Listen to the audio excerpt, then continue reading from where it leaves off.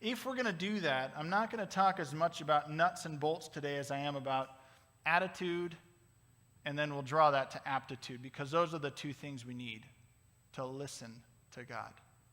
We need the right attitude if we're ever going to hear in the first place. And that's what Proverbs 1 tells us.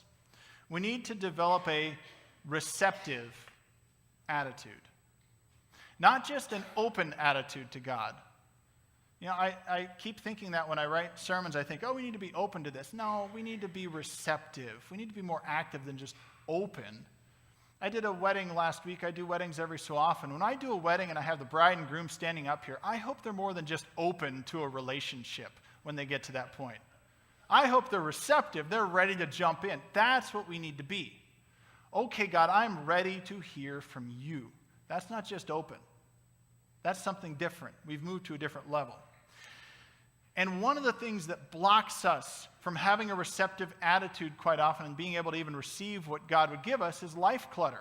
That's really what we're being drawn to by the fool and the mocker here.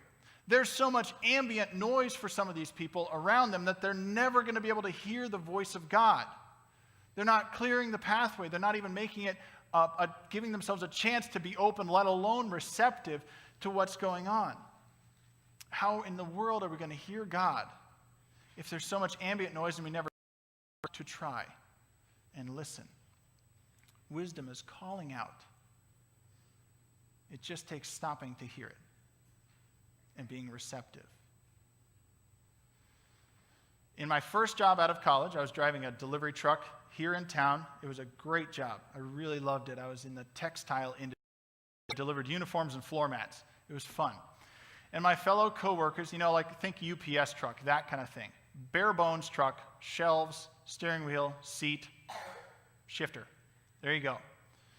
And it didn't have a radio or anything. All my coworkers bugged me because they had strapped radios into their trucks, battery-operated radios, and they said, well, why don't you do this? Why are you driving around? Because I did these small towns outside of Lincoln, so I was driving for 20, 30 minutes at a time, 45 minutes here, 10 minutes there. I loved it. I said, I don't want a radio in the car. How often am I going to have these periods of time where I can have nothing going on in the background?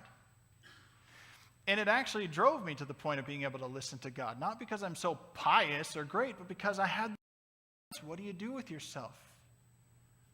I stopped and I said, okay, God, I want to hear from you. It was wonderful. But the thing is, it's hard to achieve that sometimes because of all the noise and all the things going on in life around us. And we don't stop to listen. So we need a receptive attitude. We also need an expectant attitude. These are both key and they have to go hand in hand.